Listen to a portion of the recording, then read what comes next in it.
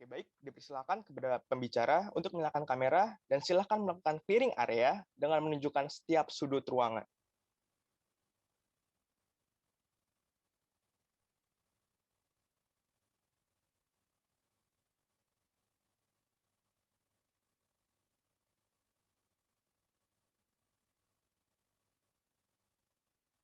Baik, untuk delegasi Warren Buffett, diingatkan kembali bahwa total waktu yang diberikan adalah 50 menit. 5 menit pertama digunakan untuk persiapan presentasi, 15 menit untuk presentasi, terhitung sejak mengucapkan kata pertama atau sejak pemutaran video pertama, dan 30 menit untuk sesi tanya-jawab, di mana masing-masing dewan juri akan diberikan waktu sebanyak 10 menit. Kami, selaku moderator, memiliki hak untuk menghentikan presentasi dan tanya-jawab apabila lewat dari batas waktu yang telah diberikan. Dan ingatkan pula kepada seluruh hadirin untuk mengikuti aturan yang telah disampaikan oleh panitia.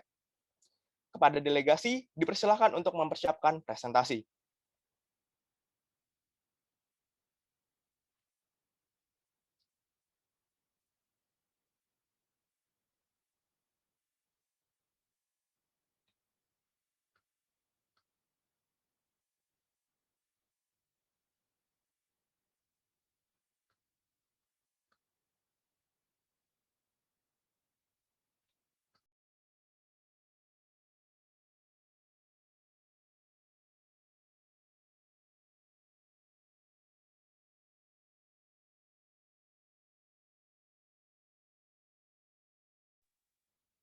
Oke, baik, kepada para delegasi, apakah sudah siap untuk mulai presentasi? Sebentar, apakah boleh cek suara dulu? Silahkan. Boleh cek suara, Nak? Halo, Mas, kedengeran? Ya, kedengeran. Jelas? Oke. Jelas. Apakah sudah siap untuk memulai presentasi? Siap. Baik, selanjutnya kita akan masuk dalam sesi presentasi.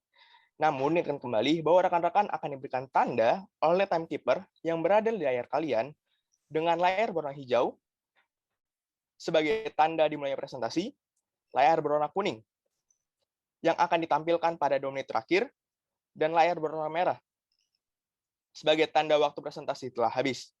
Baik, pada rekan-rekan, dipersilakan untuk mulai presentasi. Selamat berkompetisi.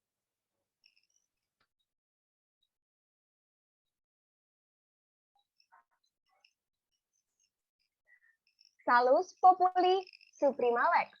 Kemakmuran dan kesejahteraan rakyat adalah hukum yang tertinggi pada suatu negara. Assalamualaikum warahmatullahi wabarakatuh. Shalom, Om Swastiastu, Namo Buddhaya, dan salam kebajikan. Dewan juri yang terhormat serta pemerhati hukum yang berbahagia, perkenalkan, kami Nadilah Anika dan Desmond Pasaribu dari tim Warren Buffett.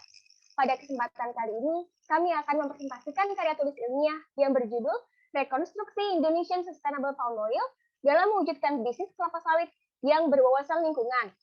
Dewan juri yang terhormat, hari ini kami akan mempresentasikan beberapa hal, yaitu latar belakang, kemudian status quo ISPO di Indonesia, lalu UNGP, BHR, dan RSPO sebagai tolak ukur dalam membangun bisnis kelapa sawit yang berwawasan lingkungan. Kemudian, pelemahan prinsip dan tujuan ISPO akibat Undang-Undang Cipta Kerja. Lalu yang terakhir adalah kesimpulan. Dewan juri yang terhormat, hal pertama yang akan kami sampaikan adalah latar belakang dari permasalahan yang kami angkat. Indonesia merupakan negara yang memiliki kekayaan sumber daya alam yang melimpah. Salah satu sektor bisnis yang menjadi penyumbang bisnis devisa terbesar bagi negara ini adalah industri kelapa sawit. Berdasarkan data Kementerian Pertanian, pada tahun 2019, Indonesia memiliki tutupan lahan sawit seluas 16,3 juta hektar. Dengan luas lahan perkebunan kelapa sawit tersebut, sejak tahun 2013, Indonesia telah menyuplai setengah dari total produksi untuk kebutuhan sawit di dunia. Pendapatan negara yang dihasilkan dari industri sawit mencapai 22,7 triliun. Kementerian Keuangan juga mencatat bahwa bisnis sawit juga menyediakan lapangan pekerjaan secara masif, yakni menyerap 5,6 juta tenaga kerja. Pemerhati hukum yang berbahagia, sejatinya bisnis kelapa sawit telah memberikan dampak negatif bagi lingkungan. Ekspansi perkebunan sawit menjadi salah satu faktor dominan yang menyebabkan deforestasi. Kebakaran hutan selama 1 dekade terakhir di Indonesia bahkan dinyatakan sebagai bencana lingkungan hidup yang menghasilkan emisi terbesar di abad ke-21. Kabut asap telah menyebabkan gangguan kesehatan masyarakat dan kerugian ekonomi senilai triliunan rupiah. Namun, tak bisa dipungkiri bahwasanya seiring pertumbuhan populasi dunia, kebutuhan minyak sawit akan terus meningkat. FAO memberikan estimasi 240 juta ton kebutuhan minyak kelapa sawit pada tahun 2050, yakni 70% peningkatan dari total produksi kelapa sawit saat ini. Agar kebutuhan ini tidak dicapai dengan bisnis sawit yang merusak lingkungan, Indonesia menerapkan sistem sertifikasi kelapa sawit berkelanjutan dengan nama ISPO. Sertifikasi ini menjadi petunjuk bahwa pengelolaan sawit telah memenuhi standar perlindungan lingkungan hidup untuk meningkatkan kepercayaan konsumen terhadap kegiatan dan produk yang dihasilkan oleh suatu bisnis. Pada kenyataannya, sertifikasi ini belum menjamin bahwa produk kelapa sawit Indonesia telah dihasilkan secara berwawasan lingkungan, mengingat lemahnya standar ISPO dalam aspek perlindungan lingkungan hidup dan hak asasi manusia. Dalam hal ini, standar ISPO perlu direkonstruksi agar industri kelapa sawit Indonesia dikelola selaras dengan konsep pembangunan berkelanjutan. Perekonomian Indonesia harus diselenggarakan berdasarkan asas berwawasan lingkungan dan melindungi hak atas lingkungan hidup yang baik dan sehat sebagaimana diamanatkan oleh konstitusi.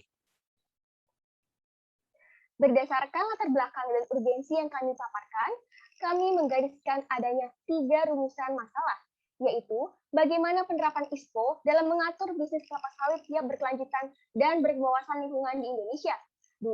Bagaimana pembangunan berkelanjutan yang berwawasan lingkungan dalam ISPO berdasarkan tolak ukur UNGP BHR dan RSPO. Yang ketiga, bagaimana tantangan yang harus diatasi ISPO dengan berlakunya Undang-Undang Nomor 10 Tahun 2020 tentang Cipta Kerja agar memastikan bisnis kelapa sawit berkelanjutan dan berwawasan lingkungan. Dewan juri yang terhormat, sebelum memasuki pokok permasalahan dalam presentasi ini, kami hendak mengelaborasi terlebih dahulu terkait penerapan ISPO di Indonesia. Sistem sertifikasi kelapa sawit di dunia pada awalnya dibentuk oleh RSPO pada tahun 2007. RSPO merupakan organisasi nirlaba internasional yang mengatur standar berkelanjutan dan berwawasan lingkungan dalam mengelola sawit. Sertifikasi ini bersifat sukarela yang dapat diajukan oleh setiap perusahaan. Untuk menciptakan standar yang wajib dan mengaturnya sesuai dengan kondisi tata kelola sawit di Indonesia, pemerintah merilis pedoman kelapa sawit berkelanjutan dengan nama ISPO pada tahun 2011. ISPO pada perjalanannya terus diperbaharui hingga pada tahun 2020, pemerintah mengeluarkan Peraturan Presiden Nomor 44 Tahun 2020 dan Peraturan Menteri Pertanian Nomor 38 Tahun 2020. Melalui peraturan ini, perusahaan dan perkebunan swadaya dalam bidang usaha sawit wajib bersertifikasi melalui mekanisme ISPO. Ada 3 tujuan utama ISPO, yakni agar bisnis sawit dikelola dan dikembangkan secara berkelanjutan dan berwawasan lingkungan, mengurangi emisi gas rumah kaca, dan meningkatkan daya saing produk kelapa sawit Indonesia dalam pasar internasional. Secara kelembagaan, ISPO memiliki Dewan Pengarah dan Komite ISPO yang dikoordinasikan oleh lintas kementerian. Dewan Pengarah ISPO dijabat oleh perwakilan dari Kemenko Perekonomian dan Kementerian Lingkungan Hidup dan Kehutanan. Kementerian ini bertugas menetapkan kebijakan umum dari sistem ISPO, sedangkan Komite ISPO dikoordinasikan oleh Kementerian Pertanian yang menentukan standar, prinsip, dan kriteria sertifikasi. Mekanisme pengajuan sertifikat ISPO dilakukan dengan penilaian usaha perkebunan berdasarkan prinsip dan kriteria ISPO yang menilai aspek kepatuhan perusahaan. Kepatuhan perusahaan diukur dari aspek legalitas lahan dan perlindungan lingkungan hidup yang meliputi keanekaragaman hayati dan perlindungan hutan. Dalam pembahasan ini, kami mengukur standar ISPO mematuhi prinsip bisnis yang berperspektif HAM dan berwawasan lingkungan melalui tolak ukur RSPO dan UNGP BHR. Dewan juri yang terhormat, kami akan memaparkan terlebih dahulu mengapa ISPO harus lebih berwawasan lingkungan. Alasannya demi mewujudkan pasal 33 ayat 4 Undang-Undang Dasar Negara Republik Indonesia tahun 1945 bahwa perekonomian nasional diselenggarakan berdasar atas demokrasi ekonomi dengan prinsip salah satunya prinsip yang berwawasan lingkungan. Lalu, supaya sertifikasi ISPO ini diakui dan dipercaya oleh pasar internasional, hal lain yang menjadi urgensi Dewan Juri yang terhormat, saat ini dunia sudah memasuki krisis ekologi. Oleh karena itu, gerakan bisnis kelapa sawit yang berwawasan lingkungan melalui ISPO ini sangat dibutuhkan. Bahkan Indonesia sendiri saat ini sudah ada sekitar 14 juta hektar lahan kritis dan memerlukan waktu selama 60 tahun untuk memulihkannya. Dewan Juri yang terhormat, upaya rekonstruksi ISPO supaya lebih berwawasan lingkungan juga demi memelihara lingkungan kita untuk generasi yang akan datang. Pemerhati hukum yang berbahagia, untuk melihat standar lingkungan yang diatur dalam ISPO, berikut kami jelaskan perbandingan berdasarkan sertifikasi RSPO. Penelitian yang dirilis oleh Forest People Program mengungkapkan kriteria perlindungan lingkungan yang diatur ISPO jauh lebih rendah daripada RSPO. Secara keseluruhan, ISPO memiliki total skor 34 dibandingkan RSPO yang mencapai 102. ISPO dinilai lebih rendah daripada RSPO karena kriteria ISPO dinilai terlalu umum dan tidak didukung oleh detail yang jelas dalam aspek perlindungan lingkungan. Dewan Juri yang terhormat, oleh karena itu pada bagian ini, kami ingin menyampaikan dua isu krusial ISPO yang menjadi kekurangan ISPO dalam mewujudkan bisnis kelapa sawit yang berwawasan lingkungan. Pertama, dalam hal penanaman kelapa sawit di lahan gambut, ISPO dalam Peraturan Presiden Nomor 44 Tahun 2020 belum mencantumkan prinsip perlindungan hutan primer serta lahan gambut dan penghormatan terhadap HAM. Sedangkan RSPO sendiri sudah tidak lagi mengizinkan tanaman kebun sawit baru di lahan gambut sejak tahun 2018. Selanjutnya, dalam hal penanaman di kawasan nilai konservasi tinggi, ISPO melalui Permentan Nomor 38 Tahun 2020, walaupun sudah terdapat standar dalam identifikasi NKT-nya, belum ada dijelaskan secara rinci kategori daerah yang termasuk NKT itu di mana saja.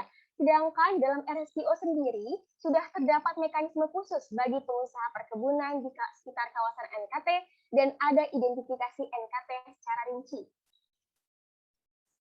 Kemudian, di sini kami juga menggarisbawahi bahwa masih banyak pelanggaran HAM yang terjadi setelah sertifikasi ISPO diterapkan. Hal tersebut juga menjadi salah satu alasan mengapa sertifikasi ISPO ini kurang dipercaya di pasar internasional. Oleh karena itu, Dewan Juri yang terhormat, kami menyarankan untuk mencantumkan UNGP BHR di dalam ISPO untuk meningkatkan kredibilitas ISPO di pasar internasional. UNGP BHR ini memiliki 3 pilar utama, yaitu State Duty to Protect, di mana negara harus melindungi HAM masyarakat yang ada di wilayah yurisdiksinya atas pelanggaran HAM yang berpotensi dilakukan oleh perusahaan. Selanjutnya, Responsibility to Respect, yaitu kewajiban bagi perusahaan untuk bertanggung jawab atas pemenuhan standar minimum global hak asasi manusia. Hal tersebut akan terlihat dari kebijakan dan keikutsertaan perusahaan atas segala hal yang berhubungan dengan HAM. Dan yang terakhir adalah access to remedy, yang mana masyarakat yang dirugikan akibat bisnis yang dijalankan oleh perusahaan harus diberikan ganti rugi. Kami harap dengan diterapkannya UNGP BHR setidak-tidaknya dalam peraturan yang berkaitan dengan ISPO, maka negara memiliki kewajiban untuk memastikan pengusaha sawit terutama yang sudah memiliki ISPO supaya lebih melindungi masyarakat atas pelanggaran HAM yang terjadi. Hal ini dilakukan dengan cara memberikan sanksi yang tegas terhadap perusahaan yang melakukan pelanggaran HAM dan memastikan adanya ganti rugi bagi masyarakat. Kemudian, negara juga bisa memerintahkan para pengusaha sawit agar setidaknya ikut serta menerapkan standar HAM yang berlaku secara internasional dalam setiap kegiatan yang dilakukannya. Pemerhati hukum yang berbahagia, Undang-Undang Cipta Kerja memperlemah prinsip dan tujuan ISPO dalam perlindungan hutan. Oleh karena itu, pada bagian ini, kami akan menjelaskan pentingnya rekonstruksi ISPO dalam menghadapi tantangan yang dihasilkan oleh Undang-Undang Cipta Kerja. Dewan Juri yang terhormat, selama ini kredibilitas ISPO diragukan oleh pasar internasional karena prinsip dan tujuannya tidak sejalan dengan kenyataan di lapangan. Dalam praktiknya, ekspansi perkebunan sawit mengurus kawasan hutan lindung dan hutan konservasi yang mempunyai peran penting untuk mengurangi emisi gas rumah kaca. Hal ini dikonfirmasi oleh laporan KLHK pada tahun 2019 yang menyebutkan adanya tumpang tindih lahan perkebunan kelapa sawit dalam kawasan hutan lindung dan konservasi seluas 289.000 hektar. Sejatinya, perkebunan dalam kawasan hutan merupakan suatu pelanggaran hukum. Hal ini tertuang dalam Undang-Undang Nomor 18 Tahun 2013 tentang pencegahan dan pemberantasan perusakan hutan. Perkebunan memiliki fungsi yang berbeda dalam kawasan hutan. Peran hutan lindung dan konservasi sangat penting bagi perlindungan flora dan fauna, serta mencegah terjadinya bencana alam seperti erosi dan banjir. Kawasan hutan penting untuk dilestarikan karena melindungi keanekaragaman hayati yang hidup di dalamnya. Dari 3 jenis fungsi hutan, hanya hutan produksilah yang dapat dikonversi menjadi perkebunan sawit apabila tanahnya telah terdegradasi.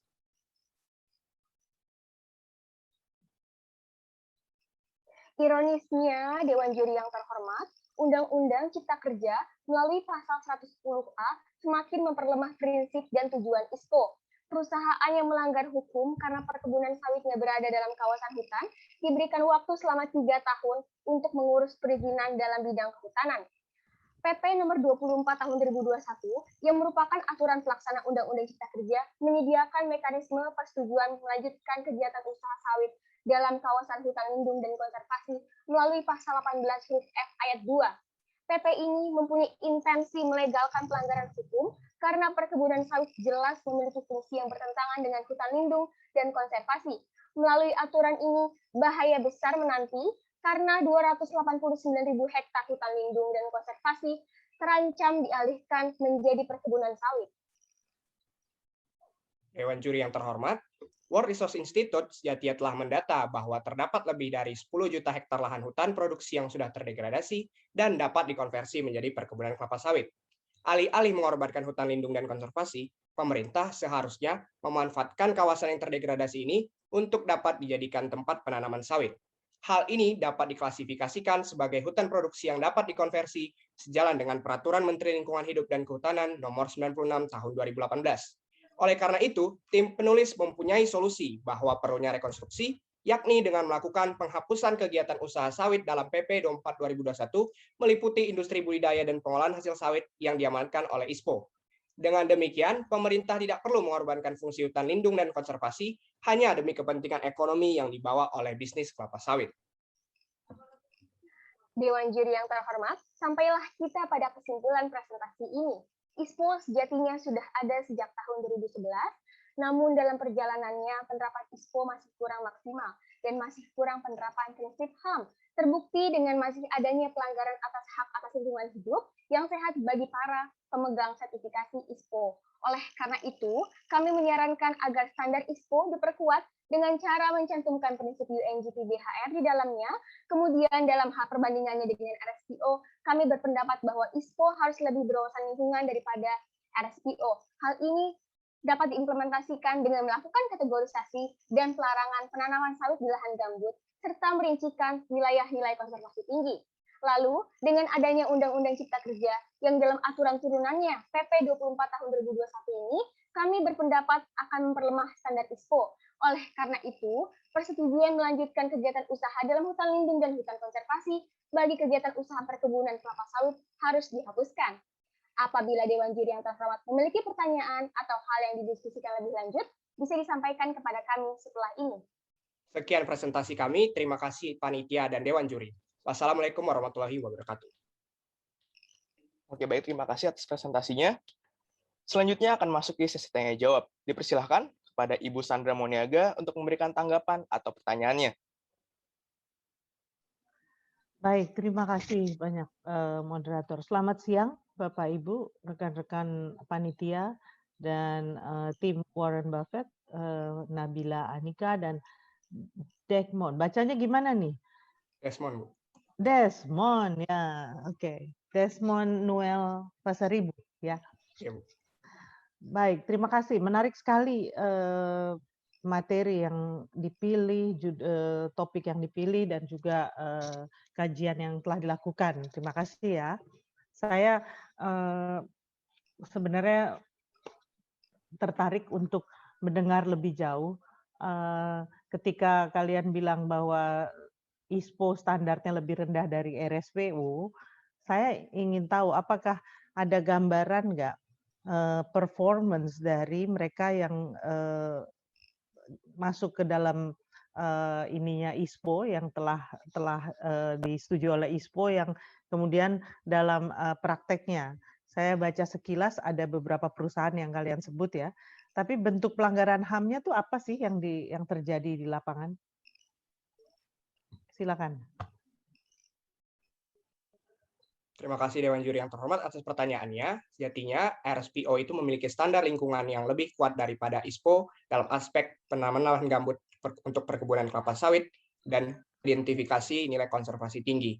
Dalam hal ini, RSPO tidak memperbolehkan sertifikasi dilakukan kepada perusahaan yang kawasannya berada di lahan gambut karena lahan gambut mempunyai mengeluarkan emisi gas rumah kaca apabila kawasan hutan itu dipakai untuk perkebunan kelapa sawit. Dalam hal ini, Indonesia masih memperbolehkan lahan gambut untuk digunakan sebagai tempat penanaman sawit. Oleh karena itu, sertifikasi ini dinilai lebih rendah daripada RSPO. Secara praktik di lapangan, masih banyak pemegang sertifikat ISPO yang melakukan pelanggaran dengan cara pengeringan lahan gambut untuk penanaman kebun kelapa sawit. Apa hubungannya pengeringan lahan gambut dengan hak asasi manusia? Terima kasih Dewan Juri yang terhormat. Izinkan saya menambahkan. Silakan Nabila. Hubungan antara lahan gambut dengan hak asasi manusia itu, di sini kami lebih menekankan pada hak asasi manusia di bidang hak atas lingkungan hidup. Karena hak atas lingkungan hidup itu juga termasuk dalam hak asasi manusia. Apabila terjadi kegiatan usaha kelapa sawit di lahan gambut, maka orang-orang yang ada di sekitar lingkungan tersebut bisa jadi mendapatkan kerugian seperti kurangnya oksigen yang untuk dihirup atau berbagai macam kegiatan lingkungan. Kemudian di dalam lahan gambut Dewan Juri yang terhormat juga ada terkait mungkin bisa menyebabkan kebakaran dan berbagai macam bencana lainnya. Oleh karena itu bisa menyebabkan kerusakan pernapasan atau berbagai macam penyakit lainnya. Jadi di sini kami menekankan pada hak asasi manusia di bidang hak atas lingkungan hidup yang sehat. Oke, makasih. Kalau dari data berapa total perusahaan sawit, berapa persen yang dapat sertifikat ISPO dan berapa yang dapat RSPO dan berapa yang tidak bersertifikat? Terima kasih Dewan Juri yang terhormat. Saat ini sertifikasi ISPO telah dimiliki oleh hampir 30% total kebun sawit di Indonesia, yakni dari total 16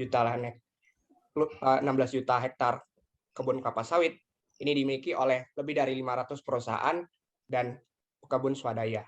Saat ini RSPO telah memiliki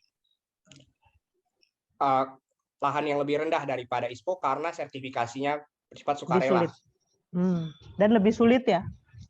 Dan secara biaya, pengajuan sertifikasi RSPO lebih mahal daripada ISPO.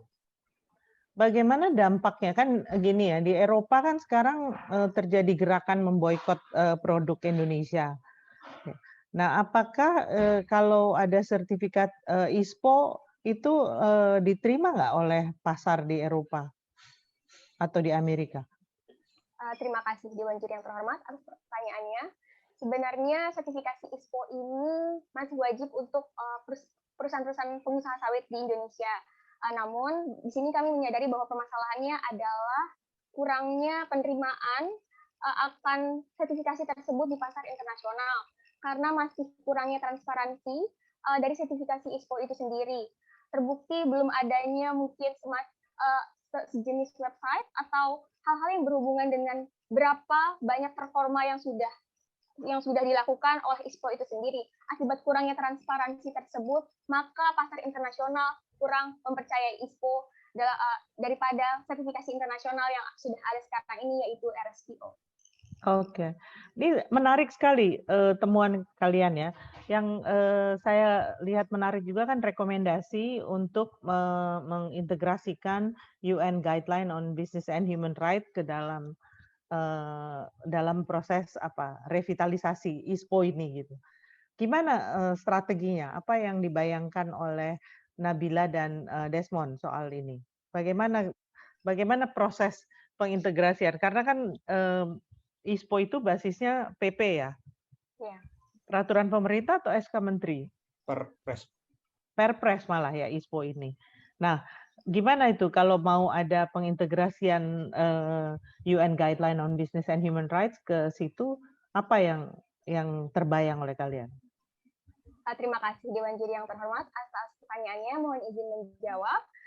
Dalam hal ini kami lebih menekankan pada menerapkan 3 pilar utama dari UNGC BHR itu dengan menambahkan setidaknya di dalam bagian menimbang peraturan yang berkaitan dengan ISPO, bahwa negara harus melindungi dan memberikan ganti rugi kepada masyarakat, bahwa negara harus melakukan hal-hal yang berhubungan dengan hak asasi manusia dan memberikan sanksi yang tegas kepada perusahaan yang sudah melanggar sertifikasi ISPO itu sendiri. Walaupun begitu, Dewan Juri yang terhormat, hal ini masih walaupun apabila dinilai masih kurang dan membutuhkan tataran penegakan, dari sini kami hanya menilai bahwa implementasinya di tataran norma saja, seperti memasukkan prinsip UNGP BHR itu di bagian menimbang dalam peraturan itu saja, supaya nantinya akan lebih diimplementasikan lebih lanjut. Jadi di Perpres. Gimana dengan National Action Plan? Kan setiap negara pihak itu kan harusnya menyusun National Action Plan on Business and Human Rights. Itu sempat kalian lihat nggak bagaimana memastikan agar dalam National Action Plan misalnya itu masuk juga poin-poin yang kalian usulkan? Kayaknya nggak ada ya di karya tulis ya soal National Action Plan. Sebenarnya Dewan Juri yang terhormat, kami tidak membahas mengenai National Action Plan sama sekali. Namun apabila itu emang lebih baik untuk kami cantumkan, terima kasih atas rekomendasinya. Namun saat ini izinkan saya menambahkan bahwa telah ada rencana aksi kelapa sawit berkelanjutan yang ditetapkan pemerintah. Sebagai rencana aksi nasional untuk bisnis dan asasi manusia, prinsip ISPO harus lebih ditegakkan dalam kriteria tanggung jawab terhadap pekerja, dan dalam KTI kami hanya membawa standar pelindungan lingkungan hidup yang nantinya secara jangka panjang akan berdampak pada hak asasi manusia melalui perubahan iklim. Jadi nggak masuk aspek-aspek lain ya, misalnya soal isu terbesar sawit itu kan diberikan di atas tanah-tanah yang sebenarnya tanah-tanah adat. Terima kasih Dewan Juri yang terhormat. Dalam hal ini kami berpikir pada awalnya bahwa akan terlalu banyak dan terlalu jauh apabila kami membahas mengenai banyak hak asasi manusia. Karena ini karya tulis ilmiah yang dengan singkat, dalam waktu yang singkat kami kerjakan, kemudian juga dengan halaman yang singkat. Oleh karena itu kami berpikir bahwa akan lebih baik dan lebih fokus apabila kami hanya memfokuskan pada hak atas lingkungan hidup yang sehat, kemudian hak atas lingkungan hidup yang sehat itu akan merembet kepada hak-hak yang lain. Karena kami merasa bahwa hak atas lingkungan hidup itu merupakan dasar dan fondasi yang paling penting bagi bisnis kelapa sawit ke depannya. Karena saat ini negara-negara dunia sudah lebih mementingkan pembangunan bisnis yang berkelanjutan dan berwawasan lingkungan. Baik, terima kasih Nabila, terima kasih Desmond, sukses ya. Saya cukup, moderator. Oke, baik, terima kasih kepada Ibu Sandra Muniaga atas pertanyaan dan tanggapannya. Selanjutnya dipersilakan kepada Bapak Bayu untuk memberikan tanggapan atau pertanyaannya. Baik, terima kasih. Selamat sore Desmond dan Nabila. Pertanyaan saya lebih simpel dari apa yang ditanyakan oleh Bu Sandra barusan. Pertama, yang dimaksudkan dengan rekonstruksi ISPO itu apa? What do you mean by that? Terima kasih Dewan Juri yang terhormat. Rekonstruksi yang kami maksud adalah perubahan standar ISPO yang lebih berwawasan lingkungan.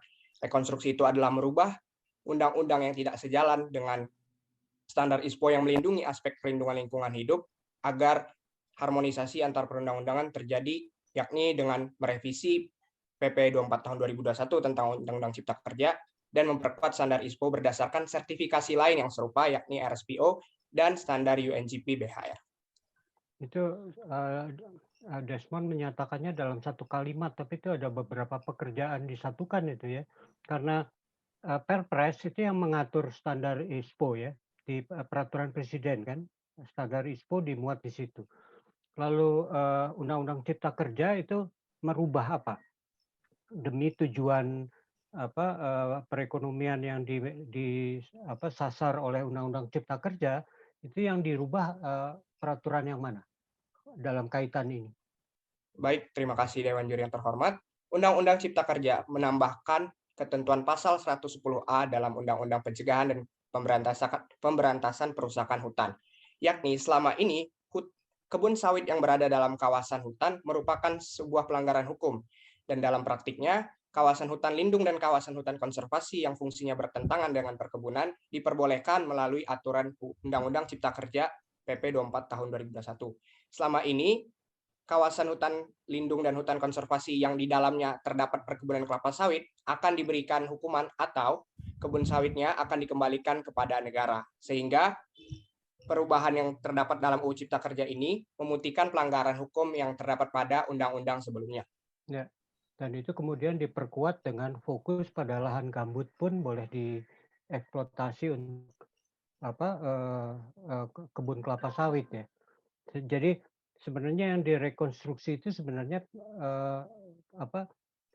perpresnya atau cukup dengan merubah atau mencabut keberlakuan dari yang nomor PP 24 2001.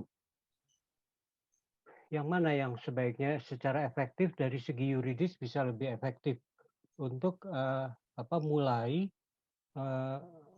melangkah untuk memperbaiki situasi di mana berbagai aspek dari perkebunan kelapa sawit itu bisa berpengaruh terhadap bukan saja ekonomi, bukan saja ekspor, tapi juga terhadap lingkungan hidup, hak asasi dan sebagainya.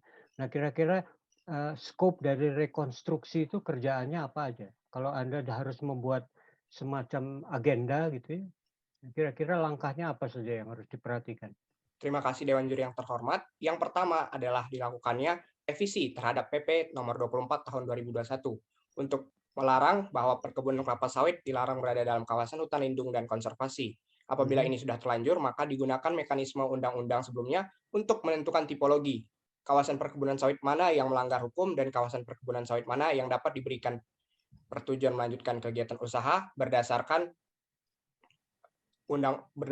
PP yang Permen LHK tahun 96 tahun 2018, PP Permen LHK nomor 96 tahun 2018 yang memperbolehkan hutan produksi dapat dikonversi menjadi perkebunan kelapa sawit. Dalam aspek lingkungan juga, standar ISPO diatur melalui Peraturan Menteri Pertanian pada tahun 2020, nomor 38 tahun 2020. Dan nantinya standar aspek perlindungan gambut dan nilai konservasi tinggi dapat lebih diperinci lagi standarnya dalam kedua peraturan tersebut. Dalam aspek HAM akan dijelaskan oleh Nabila.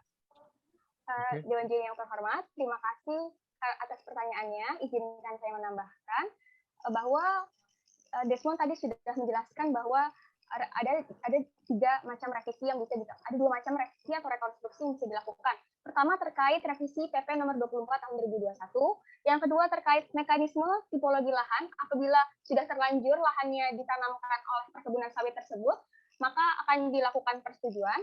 Namun hal ini harus dilakukan kategorisasi secara rinci dan secara ketat. Dan yang ketiga menurut kami dalam hal hak asasi manusianya itu berkaitan dengan UNGPBHR harus dicantumkan prinsip-prinsipnya dalam setiap peraturan-peraturan yang berkaitan dengan ISPO. Terkait dengan hal ini, kami menyarankan bahwa terkait UNGPBHR dimasukkan di dalam bagian menimbang terkait standar-standar UNGPBHR sehingga peraturan ISPO ini menjadi lebih berwawasan lingkungan dan lebih mencondongkan pada hak asasi manusianya. Oke. Nah, semua itu bagus, saya juga mendukung. Tapi kalau saya pakai perspektif dari seorang pengusaha pelaku usaha kelapa sawit yang seringkali juga berasal dari negara asing ya, perusahaan Malaysia menanamkan modal di kelapa sawit di Indonesia, mereka yang melakukan polusi, mereka yang melakukan pembakaran hutan, kita yang harus tanggung jawab ke dunia internasional dan sebagainya. Nah, sekarang kalau mencoba dilihat dari sisi lain, mungkin nggak bahwa ada perusahaan-perusahaan yang berupaya di bidang kelapa sawit yang mau menerapkan standar setingkat RSPO itu diberi insentif. Mungkin nggak itu sebagai salah satu pendekatan yang dari segi bisnis mungkin bisa lebih diterima ya dengan mengatakan tapi kalau saya pakai standar yang berat ini tapi insentifnya juga besar sehingga ada kemudahan ekspor, ada kemudahan dari perpajakan, dari perizinan dan sebagainya. Is it possible bahwa Terima kasih Dewan Juri yang proyek terhormat. itu ditempuh juga? Silakan. Terima kasih Dewan Juri yang terhormat atas pertanyaannya. Dalam konsep penataan hukum lingkungan terdapat mekanisme sertifikasi sebagai sistem sukarela yang memberikan insentif bagi pelaku usaha yang melindungi aspek lingkungan. Pada dasarnya, sertifikasi ini diawali oleh organisasi nirlaba internasional, yaitu RSPO.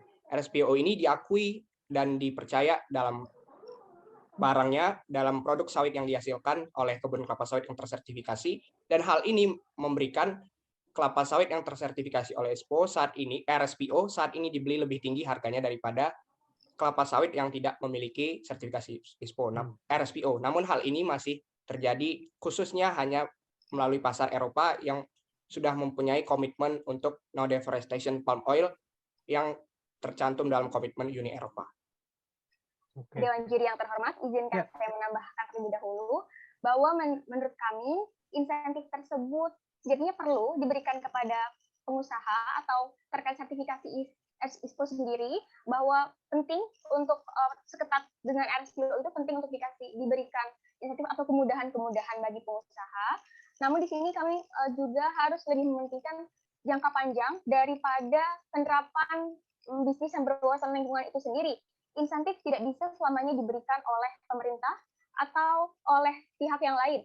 Karena itu, di sini kami lebih menekankan pada kesadaran perusahaan untuk menerapkan sertifikasi dan tidak melanggar hak asasi manusia yang telah selama ini dilakukan secara mandiri dan bukan hanya atas dasar insentif saja, melainkan atas dasar memang bahwa saat ini dunia sudah berubah dan saat ini bahwa krisis lingkungan sudah ada, dan hal itu harus lebih diutamakan daripada pembangunan berkelanjutan yang lebih menekankan pada perekonomian. Jadi insentif itu perlu sekali dengan juri yang terhormat. Baik, dari saya cukup, moderator. Desmond, Nabila, thank you, terima kasih, sukses untuk melanjutkan studi ini. Terima kasih. Terima kasih banyak, Pak.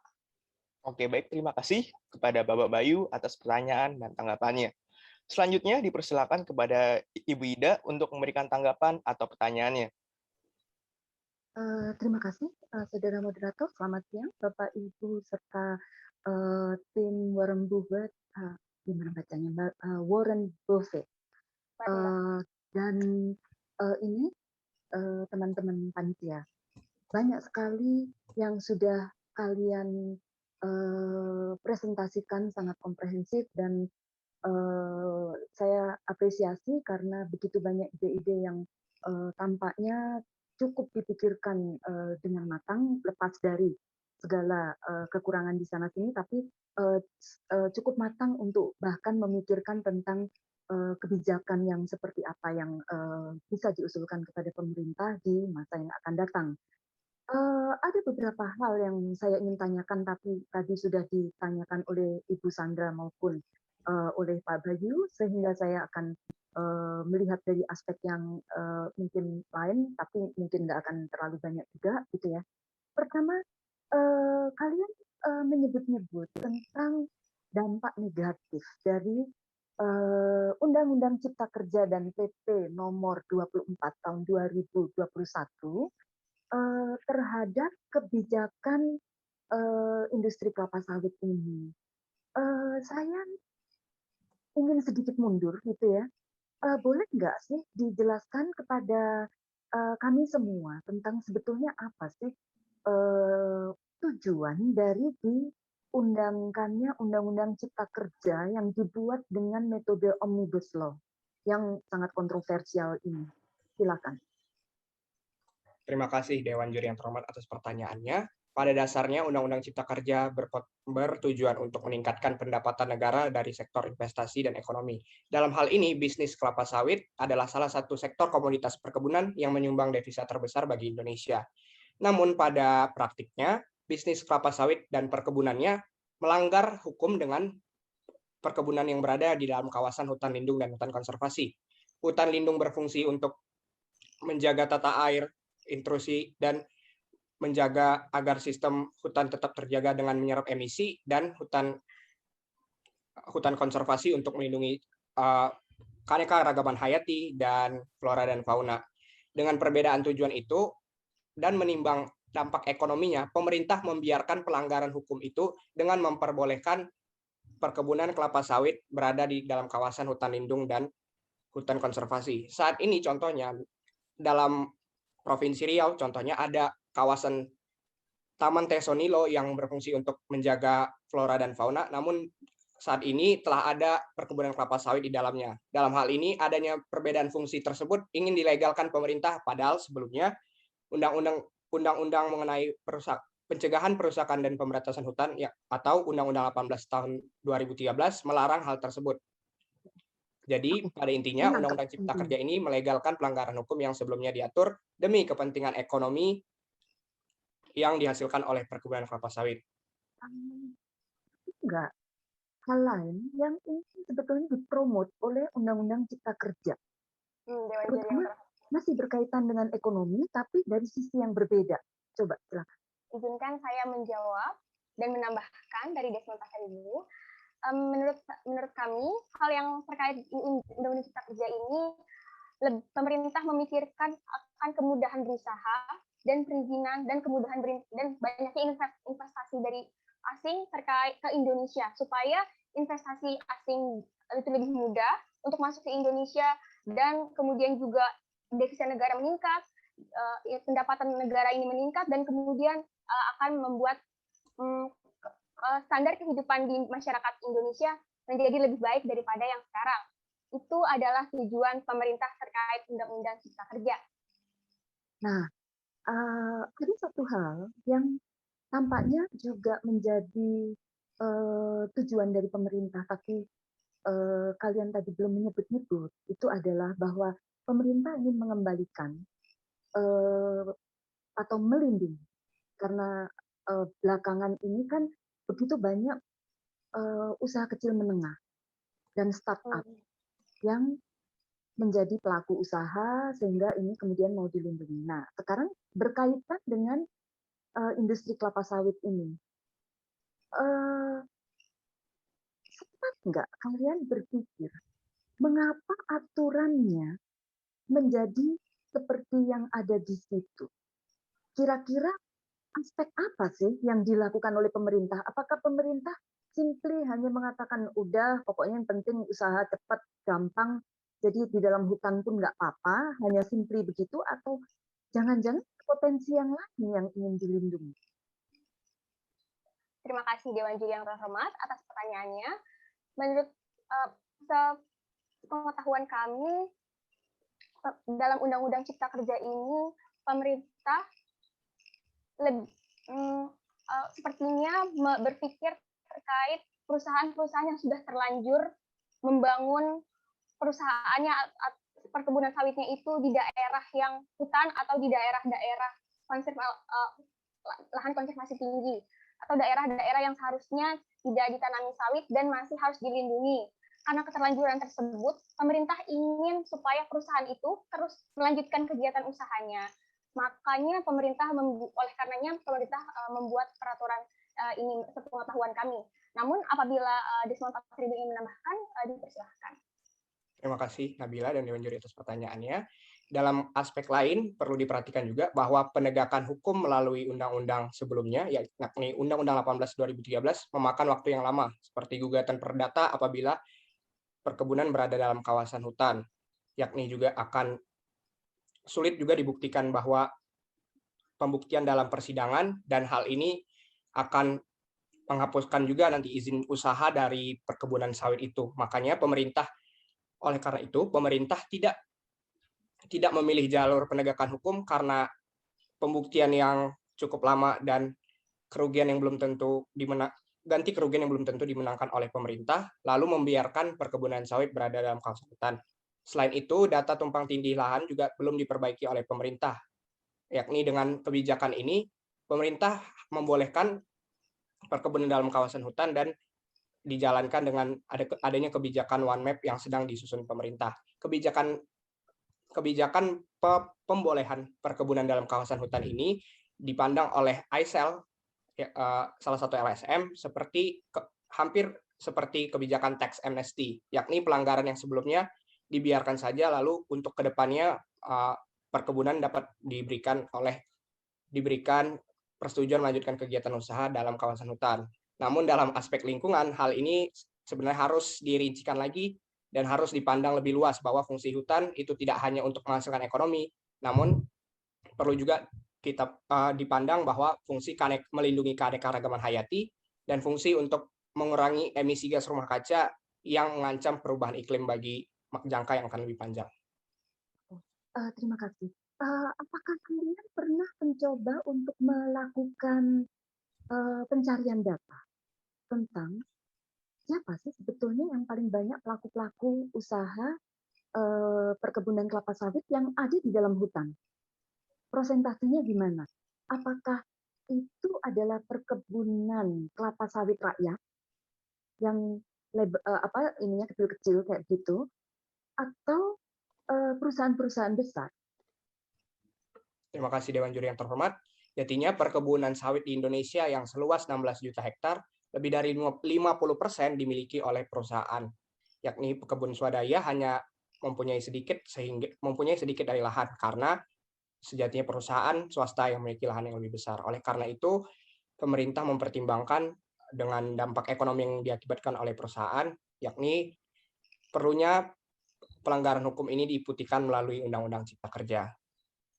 Tapi gini, saya setuju bahwa jumlah pelaku usaha yang perusahaan besar itu jauh lebih banyak, gitu ya. Tapi kan siapa tahu justru data yang di lapangan itu menunjukkan bahwa karena perkebunan rakyat itu lebih sulit atau lebih mereka lebih sulit untuk mempunyai akses itu. Maka dimulainya justru mereka itu dengan melakukan perkebunan liar di tengah-tengah hutan yang kemudian tanpa izin dan lain-lain itu dilakukan sehingga memunculkan perkebunan yang ada di tengah hutan, sementara si pelaku usaha yang resmi yang dapat izin itu justru di periferinya gitu, di luar gitu. Nah, ini yang data seperti ini yang tampaknya perlu untuk dipergunakan sebagai dasar bahwa apa benar gitu, Selamat bahwa siang kepada Ibu Ida. Ya. Mohon maaf, waktu untuk memberikan tanggapan atau pertanyaannya sudah habis. Oke, thank you. Terima kasih kepada Ibu Ida atas pertanyaan dan tanggapannya. Kepada Bapak Ibu Dewan Juri, waktu akumulasi masih sekitar 1 menit 5 detik. Apakah Bapak Ibu Dewan Juri ingin menambahkan pertanyaan atau tanggapannya? Silakan Bu Ida lanjut aja kalau gitu saya. Terima kasih Ibu Ida. Tadi berkaitan dengan tadi data gitu ya. Kalau ini komentar aja karena cuma 1 menit gitu ya. Karena saya merasa bahwa kajian kalian itu bagus, komprehensif, dan solusi yang kalian tawarkan juga menarik gitu ya. Tapi tentang data tadi, bahwa jangan-jangan yang di tengah-tengah itu justru munculnya dari perkebunan-perkebunan rakyat yang kecil-kecil, yang mereka nggak bisa punya akses dapat izin yang legal, sehingga menyebabkan jangan-jangan pemerintah mempertahankan itu dengan cara memperkenankan. Nah, jadi supaya nggak cuma sepihak pada waktu mengkritisi Undang-Undang Cipta Kerja, mungkin mencari data tentang itu akan membuat kajiannya menjadi lebih solid. Gitu. Terima kasih. Terima kasih juga untuk kalian berdua. Sukses untuk penelitiannya. Terima kasih Bu Ida atas sarannya. Oke, baik. Terima kasih kepada Ibu Ida atas pertanyaan dan tanggapannya. Dengan demikian, sesi tanya jawab telah selesai. Kepada delegasi Warren Buffett dipersilakan untuk meninggalkan ruangan virtual. Terima kasih semuanya.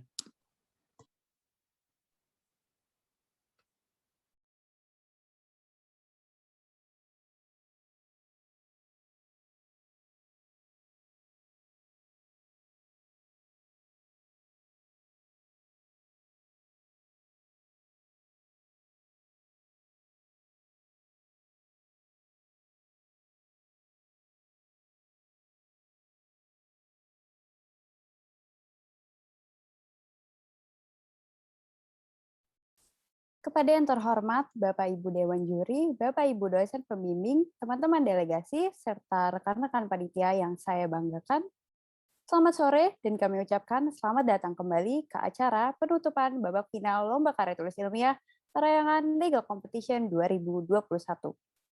Sebelum acara babak final Lomba Karya Tulis Ilmiah ini kita akhiri secara resmi, kini saatnya kita mendengarkan beberapa tanggapan, kesan, dan pesan singkat dari para dewan juri yang terhormat. Kepada Bapak Bayu Seto Harjowahono, waktu dan tempat kami persilahkan. Baik, terima kasih moderator, Mbak Tias, panitia semua. Pertama saya ucapkan terima kasih pada seluruh panitia yang bekerja keras menyelenggarakan acara ini, dan menurut saya sangat baik, tertib, teratur, dan penuh dengan ketepatan waktu, itu sangat penting. Tapi sekarang pesan-pesan khususnya untuk tim finalis yang baru kita selesaikan kompetisinya. Pertama saya menghargai, sangat mengapresiasi karya kalian. Ya, lima-limanya berusaha untuk membuat tulisan yang betul layak untuk disebut sebagai tulisan ilmiah, dan itu langkah yang baik untuk dibiasakan. Kita sebagai mahasiswa, Anda sebagai mahasiswa, pada suatu titik nanti Anda akan berurusan dengan karya-karya ilmiah, ya, apalagi karya-karya hukum, ya, yang betul menuntut cara berpikir yang khusus dan khas itu. Nah, tidak banyak yang ingin saya sampaikan ke Anda. Hanya pertama, mungkin biasakan kalau kita sudah berani menetapkan suatu judul dari suatu tulisan, itu perhatikan bahwa judul-judul yang kita buat itu menjanjikan variabel-variabel. Ya, jadi misalnya tinjauan yuridis itu satu variabel. Lalu tentang efektivitas dari Undang-Undang X, jadi Undang-Undang X harus disebut berdasarkan nilai-nilai Pancasila, gitu ya.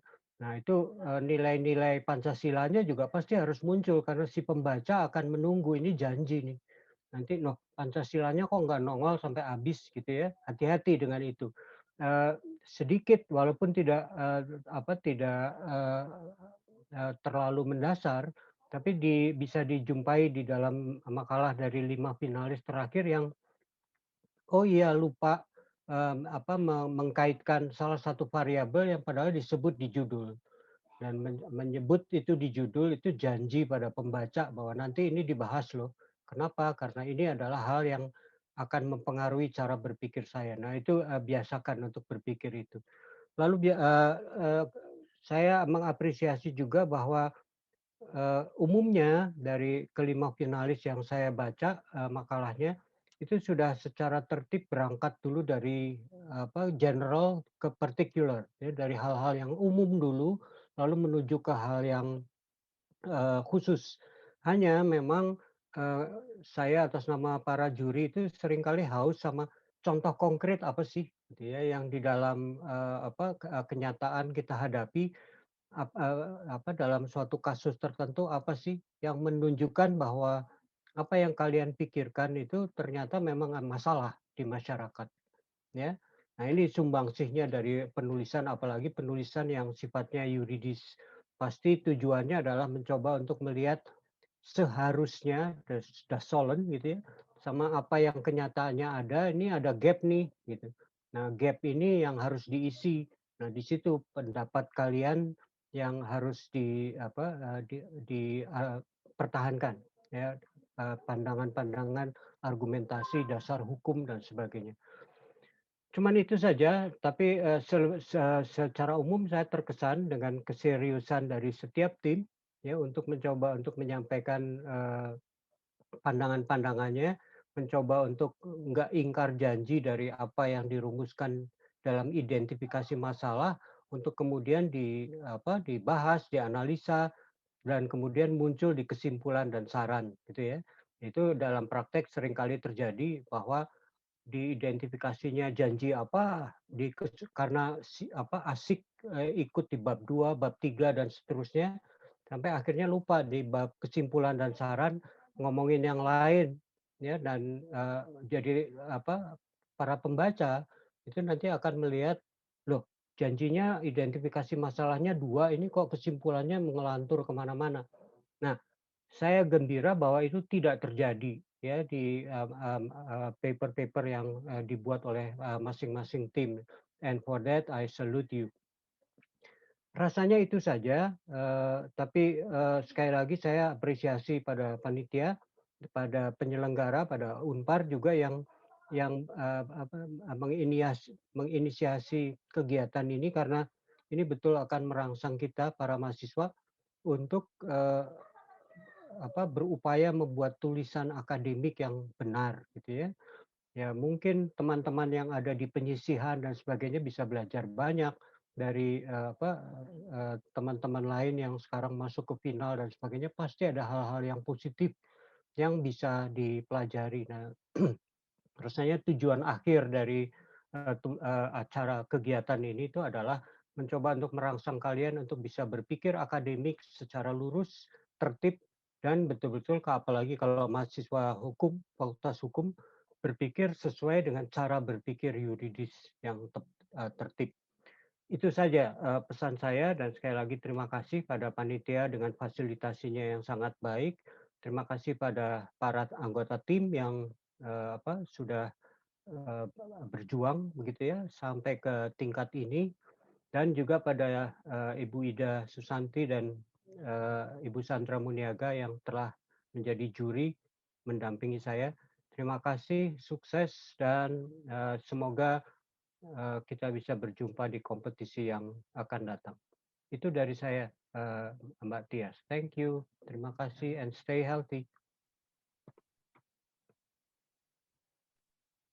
Terima kasih Pak Bayu atas tanggapan dan kesan-pesannya. Selanjutnya kepada Ibu Sandra Moniaga, kami persilakan untuk menyampaikan tanggapan terhadap babak final ini. Terima kasih Mbak Tias. Selamat sore Bapak Ibu, rekan-rekan semua. Saya senang sekali bisa hadir di kegiatan ini ya. Saya selalu senang melihat banyak energi positif dari para peserta yang serius mengikuti acara ini, dan juga panitia yang luar biasa. Jadi pertama saya ingin menyampaikan terima kasih kepada panitia yang telah bekerja luar biasa menyiapkan semuanya ini, termasuk juga pembimbing panitia, dan juga telah seperti disampaikan Pak Bayu tadi, telah melakukan semua sesuai rencana, dan menurut saya itu bagus. Mudah-mudahan proses ini betul terinternalisasi pada kalian sehingga ke depannya kalian tetap menjadi orang yang disiplin. Itu yang pertama. Yang kedua, saya ingin memberikan apresiasi kepada semua peserta. Menurut saya 5 peserta di sini ya, dari tim Ricardo Gelael, Rahadia Fajar, Muhammad Faris, kemudian tim Anita Rodrik, Patricia Valencia, tim Mark Zuckerberg, di sini ada Ani Setiawati dan Krisna Angela, tim Jack Ma, Dimas Bintang dan Alberta Donabella, serta tim Warren Buffett, ada Desmond dan Natalia ya. Natalia. Ini luar biasa. Kalian hebat sekali. Saya dari perspektif hak asasi manusia, topik yang dipilih itu sangat kaya, ya, mulai dari soal pajak karbon sampai soal fair trade dan rekonstruksi soal tata kelola sawit sampai ke pengakuan masyarakat adat dan juga soal sertifikasi etik. Nah ini saya lihat bahwa perspektif kawan-kawan tuh luas sekali, sangat beragam. Nah disinilah kemudian challenge-nya ketika kita mau masuk ke lomba karya tulis ilmiah, di mana ini jelas-jelas legal competition, logika hukum tadi sudah disampaikan Pak Bayu. Nah, logika HAM ini yang perlu betul diperkaya. Topik yang dipilih sudah bagus dan beberapa logika HAM-nya jalan, tapi mungkin sebaiknya ke depan itu betul diperkaya dengan cases, dengan fakta lapangan dan pemahaman tentang apa itu hak asasi manusia. Nah, tahun ini topiknya adalah soal UN Guideline on Business and Human Rights. Ini juga sangat menarik untuk didalami. Kenapa UN Guideline on Business and Human Rights itu ditetapkan? saudara-saudara. Jadi ini adalah sejarah panjang ketika awalnya pengampu kewajiban itu hanya negara awal. Tapi dalam realita, korporasi atau private sector juga punya peran dalam konteks ini. Oleh karena itu, terbitlah UN Guideline atau sering disebut Ruggie Principles. Nah, swasta punya tanggung jawab, tapi negara tidak bisa lepas tangan. Ini yang perlu selalu diingat dalam penulisan. Jadi dalam satu analisis tentang HAM, terutama terkait bisnis dan HAM, kita harus melihatnya tentang satu peran atau aktor baru pengampu kewajiban ini. Nah, yang lain saya rasa perlu juga satu pemahaman tentang fakta-fakta, tentang realitas dan mimpi. Saya lihat yang kuat di kawan-kawan itu mimpi. Jadi ide-ide itu ada. Tapi rasanya agak repot punya ide kalau tidak berangkat dari apa yang betul terjadi di lapangan. Nah, ini yang ke depan perlu kayaknya diperkaya. Tapi sekali lagi saya ingin menyampaikan terima kasih kepada para peserta yang sudah bekerja keras selama beberapa bulan ini, meneliti, menulis, itu bukan suatu pekerjaan gampang. Terima kasih banyak, saya juga belajar. Dan yang kedua kepada panitia, tentunya yang ketiga kepada sesama juri yang juga sangat disiplin, tepat waktu, dan juga asik untuk bekerja bersama. Akhir kata, saya hanya ingin berharap kiranya keikutsertaan dan penyelenggaraan ini betul menjadi catatan penting dalam karir Anda sekalian sebagai mahasiswa hukum, dan semoga ke depannya isu hak asasi manusia semakin terserap dalam keseharian, dalam praktek-praktek Anda nanti sebagai sarjana hukum. Terima kasih sekali lagi, selamat sore, salam sehat untuk semua.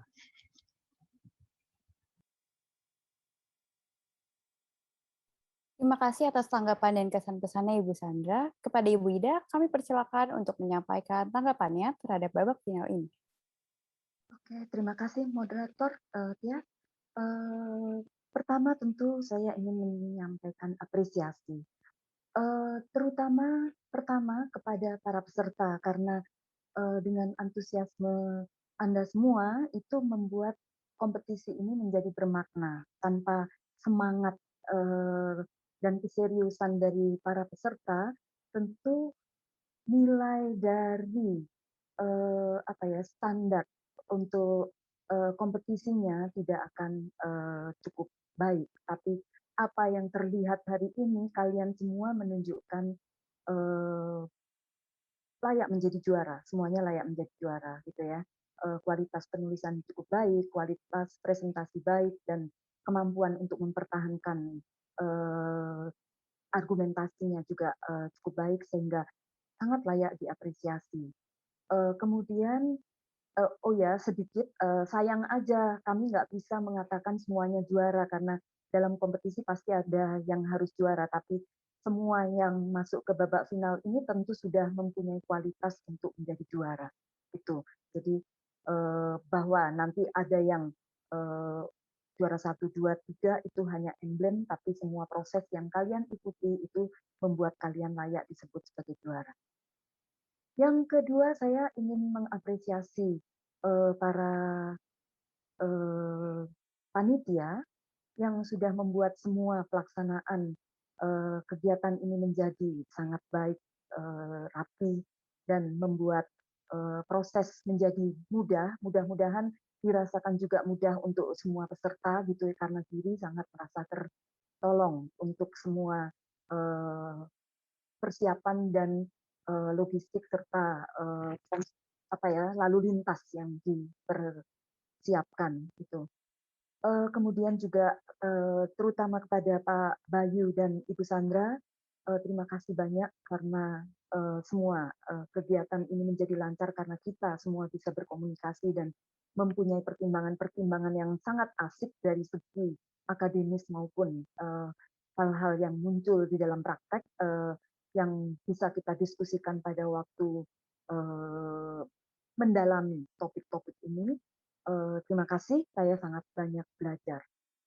Kemudian satu hal yang saya ingin angkat adalah gini, topik dari tema besar kegiatan tahun ini adalah untuk melihat bagaimana Pancasila itu ternyata mempunyai value yang juga terakomodasi di dalam nilai-nilai universal yang ada di dalam UNGP tentang Business and Human Rights. Ini yang menjadi salah satu poin yang sangat penting untuk menjadikan untuk menjadi pisau analisa di dalam kajian-kajian yang ditulis oleh para peserta. Sehingga harapannya adalah bahwa kita tetap meskipun ada UNGP ataupun nilai-nilai yang dimunculkan di dalam international standards, tapi tetap kita juga menjunjung tinggi national values yang kita punya di dalam dasar negara Indonesia. Itu yang tampaknya juga menjadi salah satu poin dari setiap PLC, karena kita menurunkan dari pandangan Profesor Arif Sidarta dan Profesor Sudiman Kartowadiprodjo. Nah, kemudian yang berikutnya adalah tadi berkaitan dengan metode, berkaitan dengan legal thinking proses, itu semua sudah disampaikan oleh Pak Bayu maupun Ibu Sandra Muniaga. Saya ingin mengadres satu hal, yaitu berkaitan dengan etika akademik. Nah, tahun ini setelah kami melalui semua proses, kemudian ada ada pengecekan terhadap indeks kesamaan yang kemudian juga ini mungkin menjadi sesuatu yang mengagetkan untuk semua peserta, tapi kemudian karena kami mendapatkan informasi dari hasil technical meeting kemarin dari panitia bahwa juri diminta untuk memberikan pertimbangan untuk masalah etika akademik ini, kami kemudian berusaha untuk melakukan pengecekan terhadap indeks kesamaan yang sudah ada, dan dari hasil kami mengecek itu kemudian ternyata ditemukan bahwa kesamaan itu munculnya banyak dari penyitiran undang-undang misalnya. Sementara di dalam ilmu hukum kan akurasi untuk menyitir undang-undang itu juga sangat dipertimbangkan. Nah, itu yang menyebabkan kemudian kami tadi berusaha untuk menguji ulang, dan selamat untuk kalian semua karena 5 tim ini ada yang ambangnya dekat sekali dengan 30%, tapi setelah dikeluarkan semua yang sitiran-sitiran perundang-undangan itu bisa mencapai di bawah 30%. Sehingga kemudian kami tim juri itu memberikan pertimbangan tidak akan dilakukan pemotongan terhadap nilai. Jadi ini adalah hal yang rasanya perlu dipertimbangkan untuk semua tim nanti kalau berkompetisi. Kalian cara menulisnya harus hati-hati supaya ambangnya bisa jauh dari indeks kesamaan, tapi paling tidak juga setelah memperhatikan berkas kalian, juri memberikan pertimbangan seperti yang baru saya sampaikan, karena dari hasil penelitian ternyata banyak sitiran perundang-undangan yang dianggap melakukan duplikasi. Nah, itu yang bisa kami lakukan sebagai klarifikasi berkaitan dengan indeks kesamaan. Sekali lagi, selamat kepada peserta, Anda semua adalah juara. Selamat kepada panitia yang menyelenggarakan semuanya dengan sangat baik, dan terima kasih banyak pada juri karena saya belajar banyak hari ini. Terima kasih.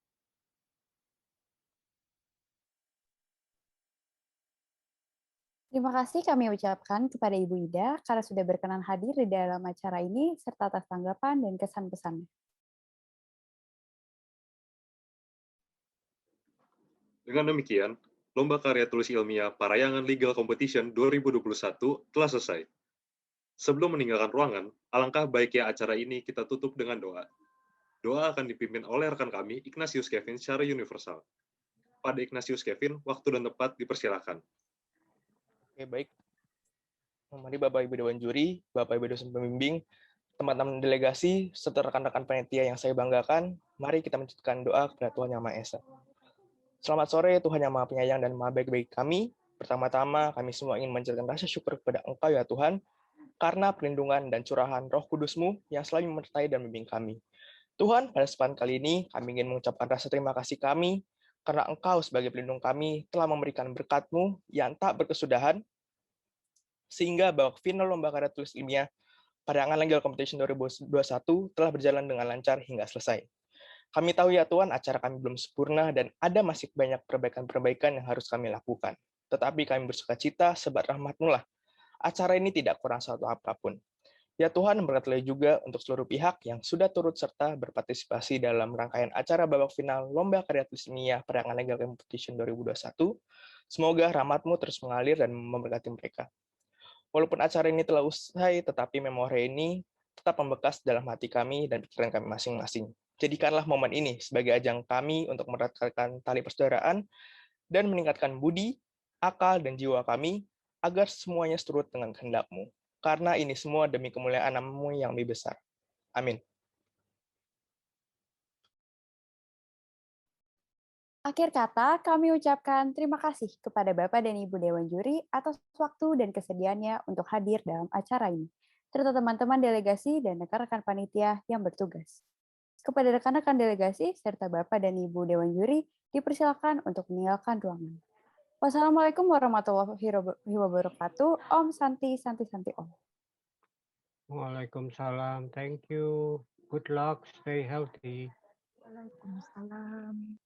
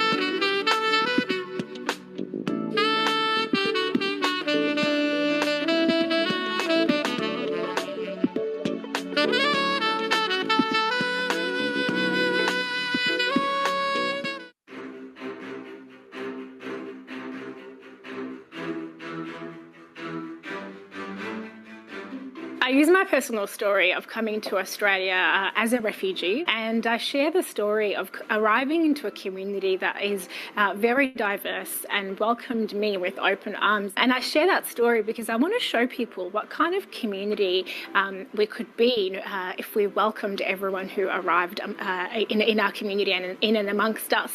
We could be